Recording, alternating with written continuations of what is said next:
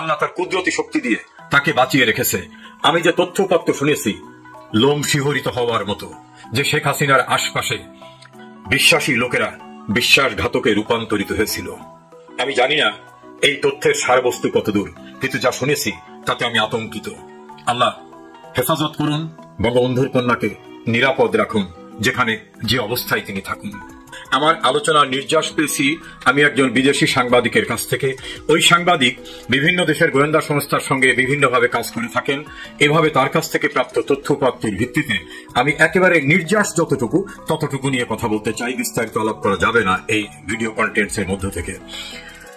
তিনি আমাকে সিম্পলি বলেছেন যে prime minister Sheikh Hasina survive miraculously. এর বাংলা দাঁড়ায় অলৌকিকভাবে শেখ হাসিনা বেঁচে গেছেন। খুব স্বাভাবিকভাবে তার বেঁচে যাবার কথা ছিল না। এই সাংবাদিক কোনোভাবেই আওয়ামী লীগ পক্ষাবলম্বী না, তবে একটা বিদেশি সংবাদ সংস্থায় কাজ করেন এবং এই সঙ্গত কারণেই তিনি বিদেশি কয়েকটা গোয়েন্দা সংস্থার সঙ্গে সম্পৃক্ত। এর একটি গোয়েন্দা সংস্থা পৃথিবীর অত্যন্ত পাওয়ারফুল গোয়েন্দা সংস্থা। সেখান থেকে বিভিন্ন সোর্স থেকে তার প্রাপ্ত যে তথ্য সেটা তিনি আমার সঙ্গে কিছু কিছু শেয়ার করেছেন। সেই কিছু কিছু শেয়ারের অংশটা নিয়ে আমি কথা বলতে চাচ্ছি। যে শিরোনামটা আমি বললাম যে শেখ হাসিনা কি সুরক্ষিত ছিলেন নাকি অরক্ষিত ছিলেন, তার ভাষ্য অনুযায়ী দীর্ঘ আলাপচারিতার ভিতরে যে 2024 সালের নির্বাচনের প্রায় 6 মাস পূর্ব থেকেই শেখ হাসিনাকে মনিটর করছিলেন বিদেশি প্রভাবশালী একটি ছোট্ট দেশ কিন্তু প্রভাবশালী দেশের গোয়েন্দা সংস্থা, যারা সারা পৃথিবীতে খুব পাওয়ারফুল। তাদের শত্রু যে প্রান্তে থাকে সেই প্রান্তেই তারা আঘাত হানতে সক্ষম হন। এই পাওয়ারফুল দেশটার গোয়েন্দা সংস্থাকে বাংলাদেশে ডিপ্লয় করেছিল আর একটি বড় রাষ্ট্র, এবং তাদের ক্ষেত্র তৈরি করে দেওয়ার জন্য বাংলাদেশে প্রায় 7-8 বছর যাবৎ বিভিন্ন পর্যায়ে কাজকর্ম করত। তাদের একটা দাপ্তরিক অফিস খোলা হয়েছিল। সেই অফিসটা ছিল একটা বিজনেস অফিসের নামে। এই বিজনেস অফিসটা সত্যি কিছু বিজনেসের কাজ করত, পোশাক রপ্তানি, অন্যান্য মাল আমদানি, ব্যাংক বিভিন্ন হিসাব নিকাশ করে একটা মাল্টি ন্যাশনাল কোম্পানি, এবং তাদের চমৎকার একটা অফিস ছিল। তবে সেই অফিসের কাজকর্ম হতো গ্রাউন্ড ফ্লোরে, আর উপরের ফ্লোর গুলো বিভিন্ন গুরুত্বপূর্ণ ব্যক্তিদের আসা যাওয়া, এবং বিভিন্ন সময় তারা ডিপ্লোম্যাটিক যে ক্লাব সেই ক্লাবে বসতেন। তবে ক্লাবে তাদের খুব আলাপ আলোচনা হতো না। যেসব বিষয়গুলো নিয়ে আমার কাছে জানতে চেয়েছেন যে শেখ হাসিনা কতটা সুরক্ষিত ছিলেন, প্রথম কথা তিনি বলছেন শেখ হাসিনা প্রতি মুহূর্তে তার ঘনিষ্ঠ মন্ত্রী, দলীয় কর্মী এবং অন্যান্য যারা ঘনিষ্ঠ ব্যক্তিবর্গ প্রশাসনের তাদের সঙ্গে কথা বলতেন। এই সমস্ত কথাগুলি মনিটর হতো। এই মনিটরিং এর ক্ষেত্রে সবচেয়ে গুরুত্বপূর্ণ জায়গা ছিল টেলিকমিউনিকেশন মনিটরিং সেন্টার। এই মনিটরিং সেন্টারে অতি সূক্ষ্ম কিন্তু হাই পাওয়ার টেকনোলজি সম্পন্ন চিপস তাদের লাগানো ছিল। পরে শেখ হাসিনা এবং তার ঘনিষ্ঠ মন্ত্রী, এমপি, দলীয় নেতা বা প্রশাসনের লোক, এমনকি তার আত্মীয় স্বজনের সঙ্গে তার যত প্রকারের কথা হতো সমস্ত কথাগুলোকে তারা মনিটর করতেন এবং সেগুলো রেকর্ড হয়ে যেত। আর বাংলাদেশের টেলিকমিউনিকেশন মনিটরিং সেন্টার এমন সূক্ষ্ম প্রযুক্তিকে কোনোভাবেই কখনো মনিটর করতে পারেননি। মাঝে মধ্যে ছোট ছোট সাউন্ড হলেও তারা ধরে নিয়েছেন যে এখানকার যে মেশিন সেই মেশিনের কর্মকাণ্ডের সাউন্ড। এবং এই ক্ষেত্রে ওই অফিসে ডিপ্লয় করা হয়েছিল খুবই এক্সপার্ট টেকনিক্যাল একাধিক স্টাফকে, যে স্টাফগুলি কখনোই আওয়ামী লীগের রাজনীতি করে না, কিন্তু দৃশ্যমান ভাবে তারা আওয়ামী লীগের টেলিকমিউনিকেশন, শ্রমিক ইউনিয়ন, অন্যান্য ইউনিয়নের কর্মকর্তা হিসাবে বিভিন্ন সময় আবির্ভূত হয়েছেন, এবং একাধিক অফিসার সেখানে ডিপ্লয় করা ছিল। কখনোই তারা এই বিষয়টা কাজ করতে পারেননি। দ্বিতীয় মনিটরিং হয়েছে প্রধানমন্ত্রী বাসভবন এবং তার অফিসের যে সকল দপ্তরগুলোতে তিনি বসতেন সেই সকল দপ্তরের সকল টেবিলে, সকল জায়গায় যিনি তিনি মুভ করতেন, সব জায়গায় অত্যন্ত হাই পাওয়ার টেকনোলজির এই চিপস গুলো লাগানো ছিল। ফলে তার সমস্ত অ্যাক্টিভিটিস গুলো তারা অনুসরণ করতে পারতেন। তৃতীয়, তার গাড়িতে এবং তার যে গাড়ির গ্যারেজ যেখানে প্রধানমন্ত্রীর গাড়ি রাখা হয় সেই গ্যারেজে ক্লিনিং এর দায়িত্বে যারা ছিলেন, ড্রাইভিং এর দায়িত্বে যারা ছিলেন, ঝাড়ু দেওয়ার দায়িত্বে যারা ছিলেন, ড্রাইভার থেকে শুরু করে বিভিন্ন পর্যায়ে, এদের বিভিন্ন পর্যায়ের লোকদের ভিতরে উনি এক্সাক্ট না বললেও বোঝা যায় তাদের ম্যানেজ করে বিভিন্ন জায়গায় এই চিপস গুলো তারা সেট করে রাখতেন। ফলে গাড়ি মুভমেন্টের সময় সমস্ত তথ্যাদি উপাধি তারা পেতেন। প্রধানমন্ত্রীর মুভমেন্টের জন্য যে সকল যন্ত্রপাতি ব্যবহার করা হতো সরকারি গোয়েন্দা সংস্থা থেকে, সেখানে তাদের লোক ডিপ্লয়েড ছিল, কেউ কর্মকর্তা না, ছোট্ট লেভেলের, কিন্তু তাদের সঙ্গে যে চিপস ব্যবহার করা হতো সেই চিপস থেকে কমিউনিকেশনটা সম্পূর্ণ তারা, রাস্তায় কোন জায়গায় কখন প্রধানমন্ত্রী আছেন, কোথায় যাচ্ছেন, পথে কি প্রোগ্রাম আছে, সমস্ত কিছু তারা মনিটরিং করতে পারতেন। প্রধানমন্ত্রীর নিজ কার্যালয়ে যে ফাইলগুলো ব্যবহার করত, অর্থাৎ হার্ড যে ফাইলের ভিতর তাকে পেপার দিয়ে ফাইলটা তার সঙ্গে উপস্থাপন করা হতো, এই হার্ড ফাইলগুলোর ভিতরে সূক্ষ্ম পেপারের একেবারে দৃশ্যমান হবে না এমন চিপস ব্যবহার করা হতো। তার টেবিল চেয়ার থেকে শুরু করে দেন তিনি যে সকল প্রোগ্রামগুলো যেতেন, যেখানে ইভেন্ট ম্যানেজমেন্ট চেয়ার টেবিল তৈরি করত, এই চেয়ার টেবিল তৈরির ইভেন্ট ম্যানেজমেন্টের ভিতর যারা ছিলেন সেখানে কর্মচারীদের ভিতরে তারা বিভিন্নভাবে প্রভাব বিস্তার করে সেখানে চিপসের ব্যবহার করতেন, যেটা প্রধানমন্ত্রীর নিরাপত্তা বলয়ের দায়িত্বে যারা আছেন তাদের যে মেটাল ডিটেক্টর যেটা দিয়ে তারা পরীক্ষা করেন, এই ডিটেক্টরে কখনোই সেটা চিহ্নিত হবে না। মাঝে মধ্যে ন্যূনতম সাউন্ড হলে তারা ধরে নিতেন যে এটা টেকনিক্যাল ডিফিকাল্টিস। এভাবে প্রধানমন্ত্রীর নিজ বাসভবন, তার অফিস, সংসদীয় অফিস, সংসদের যে চেয়ারে তিনি বসতেন এবং তার যে বাড়ি টুঙ্গিপাড়া এবং 32 নম্বরে বঙ্গবন্ধু ভবন, এর সর্বত্র হাইলি টেকনোলজির দ্বারা সম্পূর্ণরূপে কভার করে ফেলেছিল এই গোয়েন্দা সংস্থাটা, যাতে তার অ্যাক্টিভিটিস, তার আলাপ আলোচনা পাওয়া যায়। তাহলে পলিটিক্যালি উনি কোন ডিসিশন নিতে যাচ্ছেন, কি কি করবেন, সেই বিষয়গুলো তারা টাইম টু টাইম মনিটর করে তাদের বিকল্প ব্যবস্থা করত। আর তাদের এই বিকল্প ব্যবস্থা মনিটরিং এর জন্য হাই লেভেল টেকনোলজির যে অফিসটি, সেটা বললাম যে একটা ব্যবসায়ী অফিস, মাল্টিন্যাশনাল কোম্পানি, 3-4টা দেশের মিলে একটা কোম্পানির অফিস হিসাবে এটাকে তৈরি করা হয়েছিল বাড়িধারায়। সবাই জানতো বিদেশিদের ব্যবসায়ী অফিস, কিন্তু 5 অক্টোবরের পরে 5 দিন পরে সেই অফিসটির সমস্ত মালামাল তারা পুড়িয়ে ডিস্ট্রয় করে দিয়ে চলে যায় ওই কোম্পানি। এখন সেখানে কোনো সাইনবোর্ড পর্যন্ত নাই, কোনো কর্মচারীও সেখানে নাই। যদি কেউ বাইরে আউটসোর্সিং এর কাজ করতো তারা সেখানে গিয়ে দেখে এই অফিসে কোনো কিছু নাই।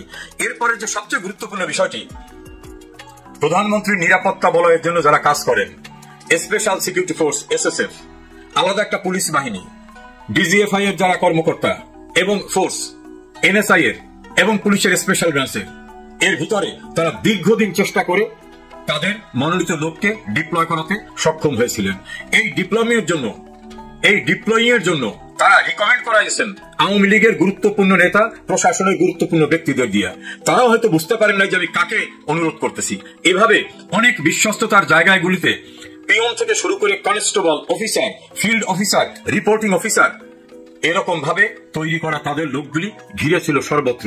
দেন তার নিরাপত্তার দায়িত্বে ছিলেন একেবারে গেট থেকে গণভবন, প্রধানমন্ত্রীর কার্যালয় সহ সকল গেটে গভীর রাতে গেটটি যিনি তার বাসার বন্ধ করে দিতেন, সেই বন্ধের সময়ও চেকিং হতো যে অ্যাক্টিভিটিসটা কি হচ্ছে। আর বাংলাদেশে মেটাল ডিটেক্টর দিয়ে যেগুলো চিহ্নিত করা হয়, ডিটেক্ট করা হয়, সেগুলি এত মান্ধাতামূলের এবং সেগুলো যারা অপারেট করেন তারা ক্ষুদ্র একটি শব্দ হলেও সেটা যে আরো ডিটেক্ট করা দরকার সেটা কখনো তারা কল্পনা করতে পারেননি। এমন ভাবে সূক্ষ্ম টেকনোলজি তারা ব্যবহার করেছেন। প্রধানমন্ত্রীর ব্যক্তিগত ব্যবহার্য যেসব এরিয়া, সেই এরিয়া পরিষ্কার পরিচ্ছন্নতার দায়িত্বে যারা ছিলেন, তাদের মধ্য দিয়েও তারা বিভিন্ন জায়গায় বেসিনের নিষ্প্রান্তে, টেবিলের নিষ্প্রান্তে, টয়লেটের নিচে, এমন সব জায়গায় বিভিন্নভাবে ডিভাইস সেট করেছেন যেটা শুনলে অবাক হওয়ার মতো কথা। এবং এর মাধ্যমে তারা বলছেন যে বাংলাদেশে তাদের একটা গেটওয়ে ছিল, প্রধানমন্ত্রী রিলেটেড বিষয়গুলো ওই গেটওয়েতে যেত, গেটওয়ে থেকে তারা চেক করে সেইখান থেকে বাইরে পাঠাতো। এখানে একটা পার্ট হতো, সেখান থেকে কোন রকম এলোমেলো হয়ে গেলে, অস্পষ্ট হয়ে গেলে সেটাকে আবার শক্তিশালী করে তারা আবার ট্রান্সমিট করতো কনসার্ন মিডিয়ায়। এভাবে প্রধানমন্ত্রীর সমস্ত বলয়গুলি তাদের টেলিকমিউনিকেশন মনিটরিং এর আওতায় তারা নিয়ে আসে। দ্বিতীয় নিয়ে আসে NSI, DGFI, special security force, president guard regiment এবং প্রধানমন্ত্রীর কার্যালয়ে যারা অন্যান্যভাবে দায়িত্ব পালন করেন। তার ভাষ্য মতে এর গুরুত্বপূর্ণ অনেকেই সরাসরিভাবে সহায়তা করেছে শেখ হাসিনা বিরোধী আন্দোলনে এবং তার মুভমেন্টে। নেক্সট, যারা বিভিন্ন কারণে তার উপর অখুশি, হয়তো একজন সচিবকে গুরুত্বপূর্ণ পদায়ন হয়নি, একজন সামরিক কর্মকর্তা গুরুত্বপূর্ণ পদায়ন পাননি, পুলিশ কর্মকর্তা পাননি, NSI কর্মকর্তা পাননি, একজন নমিনেশন পাননি, এই সকল ব্যক্তিদের সঙ্গে বিভিন্নভাবে সম্পর্ক গড়ে তুলে গদগদ করে তারা সমস্ত কথা বলে দিয়েছেন। কোথায় কি সমস্যা আছে, কি কি হচ্ছে, সমস্ত তথ্যপত্র তাদের কাছ থেকে নিয়েছেন।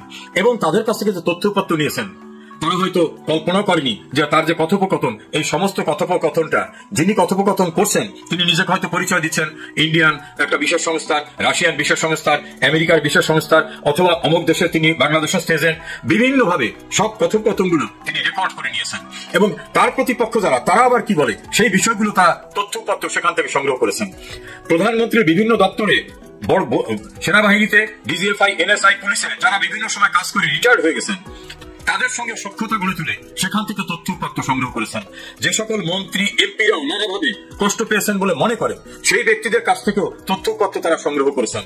আর প্রধানমন্ত্রীর কার্যালয়ে ফুল টাইম নিরাপত্তার দায়িত্বে যারা ছিলেন সেখানে সুকৌশলে তাদের লোককে তারা প্রবেশ করিয়েছিলেন।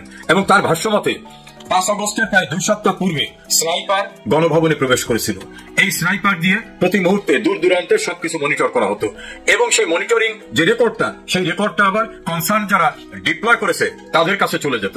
এভাবে গণভবনটাকে, প্রধানমন্ত্রীর কার্যালয়কে এবং তিনি যেখানে প্রোগ্রাম করবেন সবটাকে মনিটর করা শুরু হলো নির্বাচনের 6 মাস পূর্ব থেকে এবং নির্বাচনের পরে বেপরোয়াভাবে এই কাজগুলি করেছে।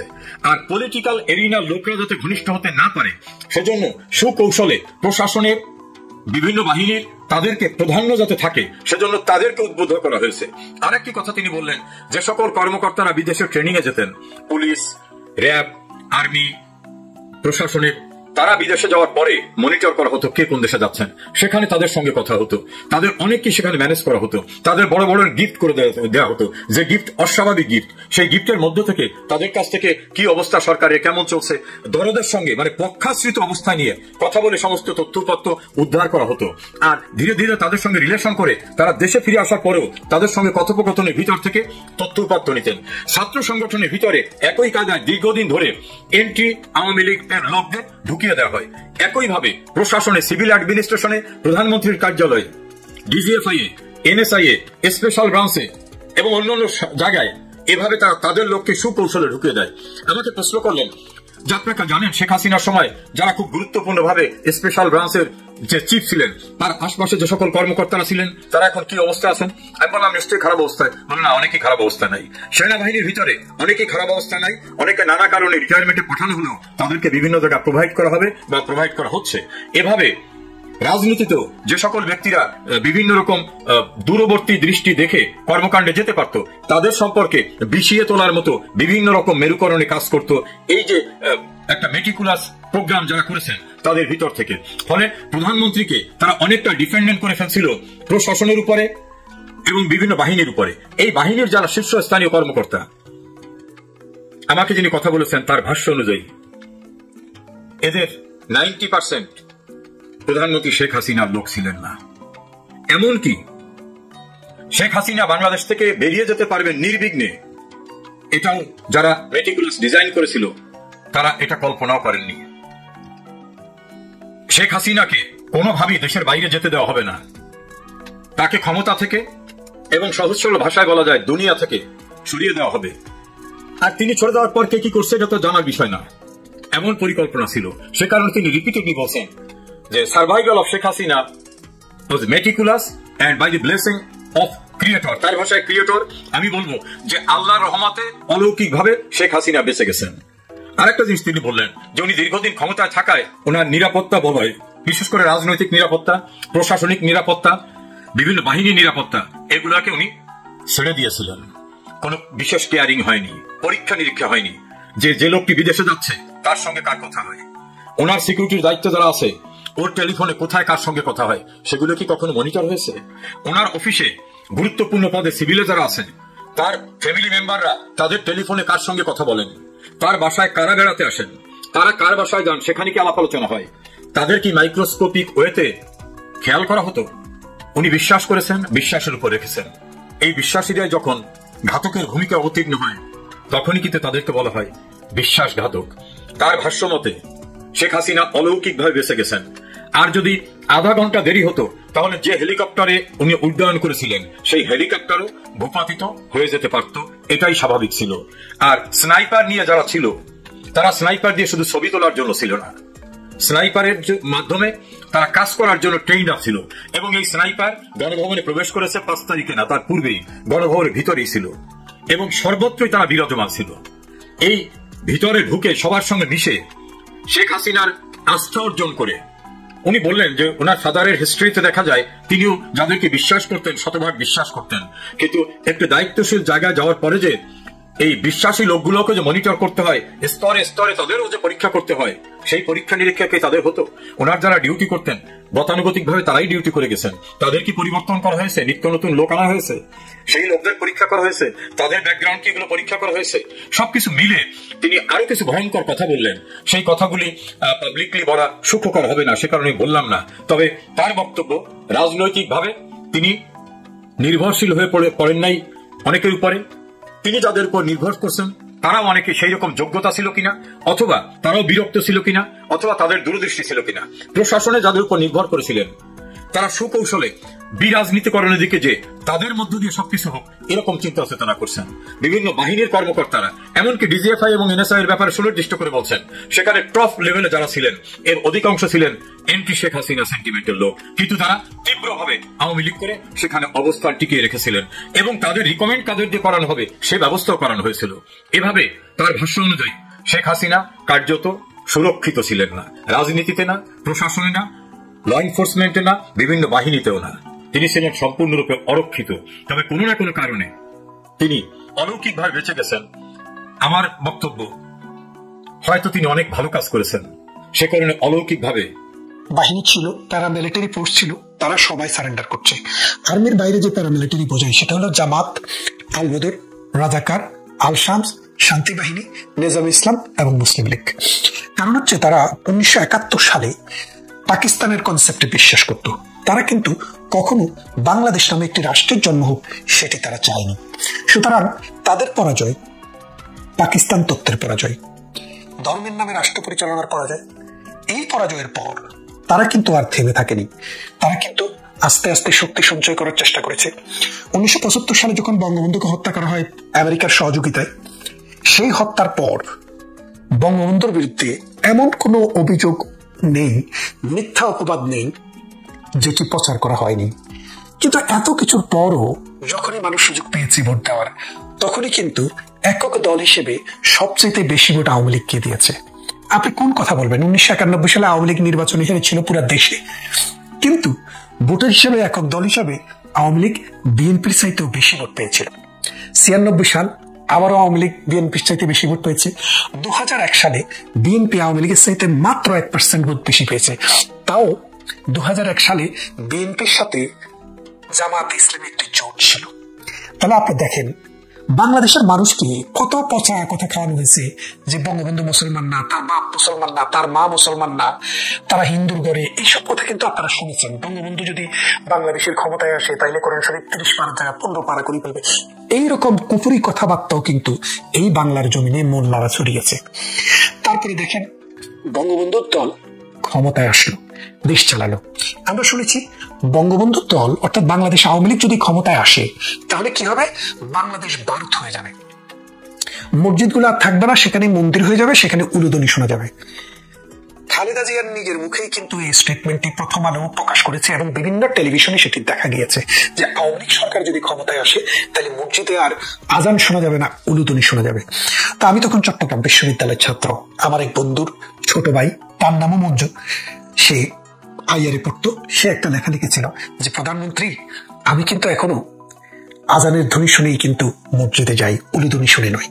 তো এই বিষয়টি যে কারণে বলছি যে বাংলাদেশের মুক্তিযুদ্ধ হচ্ছে একটা সেকুলার, অসাম্প্রদায়িক, গণতান্ত্রিক চেতনার, মানুষের অধিকার ভিত্তিক চেতনার একটি আন্দোলন ছিল। এই আন্দোলনটি বাংলাদেশে একটি সফলতার মুখ দেখেছিল। আপনারা জানেন এই সফলতার পর থেকে এই বাংলাদেশকে ভিন্ন পথে পরিচালিত করার জন্য, বাংলাদেশকে আবার মৌলবাদী একটি রাষ্ট্রে পরিণত করার জন্য দীর্ঘদিন থেকে চেষ্টা চলছে।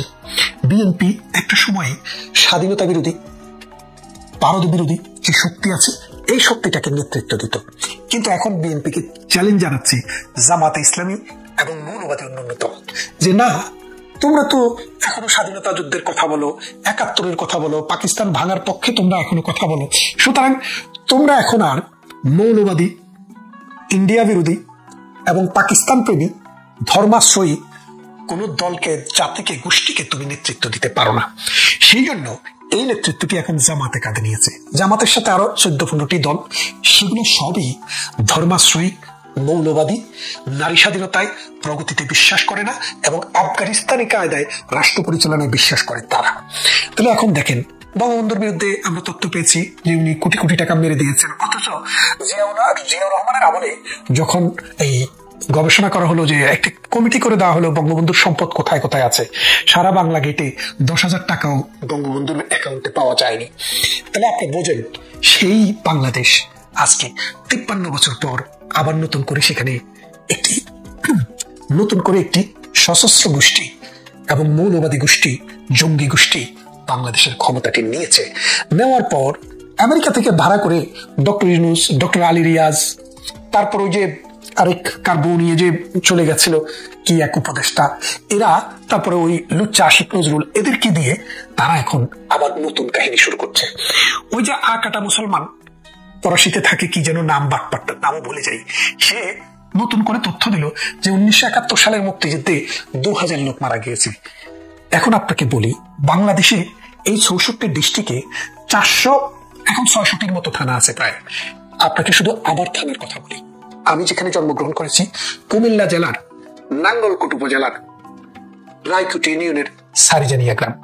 আমার গ্রামের নাম বললাম, কেন বললাম সেটা প্রাসঙ্গিকতা আসে। আমার মামা আমার মায়ের আপন ছোট ভাই মান্নান মামা, আমাদের বড় মামা বলি কিন্তু আমার মায়ের ছোট। তো তিনি ছাত্র জীবনে 1971 সালে মুক্তিযুদ্ধে অংশগ্রহণ করেছিলেন এবং তার মামা গ্রামের বাড়ি পদুয়া, আমার নানার বাড়ি বগুড়া বাঙ্গরটা ইউনিয়ন, আর আমার মায়ের নানার বাড়ি পদুয়া, তার মামা তার নাম হারুন রশিদ। তারা দুইজন 1971 সালে মহান মুক্তিযুদ্ধে যুদ্ধ করেছিলেন। যুদ্ধ করে আমার মামা ফিরে এসছে, কিন্তু আমার মামার যে মামা অর্থাৎ আমার নানা, তিনি হারুন রশিদ আতলি কুমিল্লার উত্তর লাকসাম নামে যে অঞ্চলটি ছিল, লোটাস কামাল যেটির এমপি, লোটাস কামালের বাড়ি থেকে অল্প কিছু দূরে আতলি নামে একটি গ্রাম আছে, সেখানে একটি যুদ্ধে তিনি শাহাদাত বরণ করেন। তারপরে ঠিক এই পদুয়া এবং বোমরা যে দুটি গ্রামের নাম বললাম, এই গ্রামের এক গ্রামের পর ওই গ্রামটির নাম হচ্ছে রামের বাগ। সেই রামের বাগে আলিমিয়া এবং মোহাম্মদ, এরা দুই ভাই, এদের দুই ভাইকে পাক বাহিনী নির্মমভাবে হত্যা করেছে। এই দুইটি গ্রাম আমার নানার বাড়ি আমাদের গ্রাম থেকে 4 কিলোমিটার দূরে, আর রামের বাগ শুধু আমার মাঠের এই পাশ আর ও পাশ। তারপর আসেন আমাদের পাশে আরেকটি গ্রাম, আমার গ্রামের পরের গ্রামটি হচ্ছে লক্ষ্মীপদুয়া, তারপরের গ্রামটি হচ্ছে সুপুয়া। এই সুপুয়াতে মমতাজ, শহীদ মমতাজ 1971 সালে যুদ্ধে অংশগ্রহণ করেছিলেন, সেই অপরাধে তাকে নির্মমভাবে হত্যা করা হয়েছে। 1971 সালের ঘটনা বলছি। তারপর আমার পাশে যে গ্রামটি, অর্থাৎ আমার দক্ষিণ পূর্ব পাশে যে গ্রামটি, সেই গ্রামের নাম হচ্ছে মাহিনী। সেই গ্রামে গনু দারোগা নামে একজন রিটায়ার্ড দারোগা ছিলেন, তাকেও পাকিস্তানি বাহিনী গুলি করে নির্মমভাবে হত্যা করেছে। তাহলে এখন দেখেন আপনি, আমি যে কজন মানুষের নাম বললাম, যে 4জন মানুষের নাম বললাম, এই 4জন মানুষ আমার গ্রামের সারাউন্ডিং এ 1971 সালে মহান মুক্তিযুদ্ধে শাহাদাত বরণ করেছে। এটি পুরো ইউনিয়নের হিসাব না, আমি এই কথাটি দিয়ে বোঝাতে চাচ্ছি, আপনারা এই আকাটা মুসলমানের কথা নয়, আপনারা যারা সত্যিকারের মুসলমান, সত্যিকারের হিন্দু, সত্যিকারের বৌদ্ধ, সত্যিকারের খ্রিস্টান, যারা 1971-কে দেখেছেন, পাকিস্তানের পন্থী ছিলেন না, তাদের কাছে আপনি এখনো গিয়ে আপনার দাদি থাকলে, দাদা থাকলে, চাচা জ্যাঠা অথবা বাবা মা যদি বয়স্ক হয়, 1971 সালে যদি তাদের বয়স যদি 20 বছর অন্তত হয়ে থাকে, তাদের কাছে গিয়ে একটু খবর নিয়ে দেখেন, প্রত্যেকটি গ্রাম, প্রত্যেকটি ইউনিয়ন, প্রত্যেকটি থানায় মানুষকে হত্যা করা হয়েছে। সেইভাবে যদি আপনি হিসাব করেন, ঢাকা শহরে 26শে মার্চ রাত্রিতে কি পরিমাণ মানুষকে হত্যা করা হয়েছে, সেটি আপনি একটি বই পড়লে দেখবেন। জহির রায়হানের সময়ের প্রয়োজনে মানুষের রক্তের লাশের যে বর্ণনা তিনি দিয়েছেন, সেটি শুনলে আপনি বুঝতে পারবেন। রায়ের বাগ বদ্ধভূমিতে, রায়ের বাজারের বদ্ধভূমিতে, ঢাকা শহরের বিভিন্ন যেসব জায়গায় মুক্তিযোদ্ধারা মানে সাধারণ মানুষটি বুদ্ধিজীবীদেরকে যেভাবে হত্যা করে ফেলে রেখেছিল, লাশ যেখান থেকে পাওয়া গিয়েছিল, সেখানে 745 জনের লাশকে ওই একদিনে শনাক্ত করা হয়েছিল। তা এখন আমি কেন বলছি এই ইতিহাসগুলা? এই ইতিহাসগুলো বলার কারণ হচ্ছে এই যে মুক্তিযুদ্ধের যে ইতিহাস, মুক্তিযুদ্ধের যে শহীদ, তাদেরকে যত কম করে দেখানো যায়, ততই পাকিস্তানপন্থী, পাকিস্তান ভাবধারার মৌলবাদী বাংলাদেশের মুক্তিযুদ্ধ বিরোধী যে শক্তি, তাদের জন্য ততটাই বোঝাটা কমে। কিন্তু এই বোঝা কোনোদিন কমবে না, দিন যত গড়াবে ততই এই বোঝাটা আরো কঠিন বোঝা হিসেবে পরিণত হবে। আপনি দেখেন 1975 সালে বঙ্গবন্ধুকে হত্যা করা হয়, আজকে 50 বছর পর মানুষের দল বন্ধ করার জন্য পুলিশের গাড়ি দিতে হচ্ছে। সেখানে বিএনপির ছাত্রদল, ছাত্র শিবির সেখানে গিয়ে পাহারা বসাতে হচ্ছে। কেন? কারণ মানুষ বঙ্গবন্ধুকে, বাংলাদেশের মানুষ মুক্তিযুদ্ধকে খুবই ভালোবাসে। তাদের সেই ভালোবাসাটা বহিঃপ্রকাশ হচ্ছে এই 32 নম্বরে মানুষের দল। দেখুন, বাংলাদেশে আজকে কিছু কিছু লোক নতুন নতুন ইতিহাস বলছে। কি বলছে? বঙ্গবন্ধু অত উন্নত মানের নেতা ছিলেন না। কে বলেছেন উনি? ওনার নাম হচ্ছে সলিমুল্লাহ খান। নবাব স্যার সলিমুল্লাহ খান কিনা আমি সেটা জানি না। ওনার আরো একটি বক্তব্য শুনেছিলাম, তিনি একবার বলেছিলেন ঢাকা বিশ্ববিদ্যালয়ে যারা টিচার, তারা কেউই টিচার হওয়ার নাকি যোগ্য না। আর ঢাকা বিশ্ববিদ্যালয় না, শুধু পাক ভারত উপমহাদেশে যত জ্ঞানী গুণী মানুষ, মহাজন আছেন, যাদের সম্পর্কে এই কথা বলেছেন, একমাত্র 2 জন ব্যক্তি ব্যতীত। একজন হচ্ছে ঢাকা বিশ্ববিদ্যালয়ের একজন টিচার, তার নামটি হচ্ছে সর্দার ফজলুল করিম, আরেকজন হচ্ছে আব্দুর রাজ্জাক, এই দুইজন। আর তার একজন গুরু আছে, তার নাম হলো যদ্যপি আমার গুরু আহমেদ সাপা। এই তিনজন মানুষ সম্পর্কে ওনার নেগেটিভ বাক্য আমি খুব একটা শুনিনি, কিন্তু এছাড়া বাংলাদেশে আর কোনো মানুষই তার চোখে ভালো মানুষ না। এখন আমি মানুষের মত প্রকাশের স্বাধীনতার প্রতি শ্রদ্ধা করি, কিন্তু একটা মানুষ যখন কোনো ব্যক্তিকে ছোট করার চেষ্টা করেন, সেটাকে আমি মত প্রকাশের স্বাধীনতা বলবো না, সেটা বলবো বুদ্ধিভিত্তিক বেশ্যাভিত্তিক। এই বুদ্ধিভিত্তিক বেশ্যারা কালার বদলে গিরগিটির মতো থাকে, যখন সময় আসে নিজের কালারটা তখন মানুষকে চেনায়। মানে এমন একটা ভাব যে গ্রিক সাহিত্য, গ্রিক মিথোলজি, ফরাসি সাহিত্য, ফ্রান্সের ইতিহাস সবকিছু তার লোকদর্পণে। শুধু যে ইতিহাসটার ভেতরে তিনি কখনো ঢোকেননি সেটি হলো বাংলাদেশের সত্যিকারের অসাম্প্রদায়িক চেতনার মুক্তিযুদ্ধের ইতিহাস। এই মুক্তিযুদ্ধকে বিতর্কিত করার জন্য একটি জায়গাকে তারা বেছে নিয়েছে, সেটি কোথায়? বঙ্গবন্ধু শেখ মুজিবুর রহমান। একটা জিনিস মনে রাখেন, মুক্তিযুদ্ধ হয়েছে বঙ্গবন্ধু শেখ মুজিবুর রহমানের নামে, এবং মুক্তিযুদ্ধের যে প্রেক্ষাপট সেটি তৈরি করে দিয়েছে বঙ্গবন্ধু শেখ মুজিবুর রহমান। কিন্তু 1971 সালে যখন মুক্তিযুদ্ধ সংগঠিত হয়, তখন তিনি পাকিস্তানের কারাগারে অন্তরীণ ছিলেন। তাহলে খেয়াল করে দেখেন, এই বঙ্গবন্ধুকে ছোট করতে গিয়ে মুক্তিযুদ্ধকে ছোট করে। এবং আরো একটি বিষয় দেখেন, বাংলাদেশের মুক্তিযুদ্ধের আলোচনা যেখানে হয়, এখানে দুইটা গ্রুপ দেখবেন, একটা হলো আর্মি পার্সোনাল, আরেকটি হচ্ছে মানে সিভিলিয়ান। এই সিভিলিয়ানরা কখনো আর্মিদের ন্যারেশনে কথা বলেনি, আর্মিরা কখনো সিভিলিয়ানদের ন্যারেশনে কথা বলেননি। এর কারণ কি? এর কোন একটা কারণ নিশ্চয়ই আছে, সেই বিষয়টি নিয়ে আমি একটু পড়াশোনা করার চেষ্টা করেছিলাম। এর মূল কারণটি হচ্ছে যে পাকিস্তানের যে সেনাবাহিনী, তারা সরকারের চাকরি করতেন। তারা যখন সরকারের চাকরি করতেন আর মাঠে ময়দানে যুদ্ধ করেছেন কারা, মাঠে ময়দানে লড়াই করেছেন কারা? 1952 সালের ভাষা আন্দোলন, 66 6 দফা আন্দোলন, 69 গণ অভ্যুত্থান, 70 নির্বাচন, এগুলোতে কারা নেতৃত্ব দিয়েছেন? জনগণ। সেটা আওয়ামী লীগ বলেন বা অন্য যাই বলেন, মানুষ, সাধারণ মানুষ, রাজনীতি কর্মী, রাজনীতিবিদ। এই রাজনীতিবিদদের এই আন্দোলনের সাথে যখন একটা চরম পর্যায়ে, চূড়ান্ত পর্যায়ে আসে, তখন আর্মিরা গিয়ে এক হয়। এই আর্মিরা গিয়ে এক হয়ে তারা কিন্তু এই যুদ্ধটি 9 মাসের যুদ্ধ হিসাবে দেখে। কিন্তু আসলে বাংলাদেশের স্বাধীনতার যে সংগ্রাম, এটি 9 মাসের যুদ্ধ নয়। আপনারা একটা বিয়ের অনুষ্ঠান দেখেন, বিয়ের অনুষ্ঠানে বৈরাত আসে, ওই বিয়ের অনুষ্ঠানের দিনটাই শুধু তারা দেখে। কিন্তু এর আগে মেয়ে খোঁজা, ছেলে খোঁজা, ঘটক ধরা, বিয়ের কথাবার্তা হওয়া, টাকা পয়সা, লেনদেন, খাবারের আয়োজন, নানান কিছু থাকে।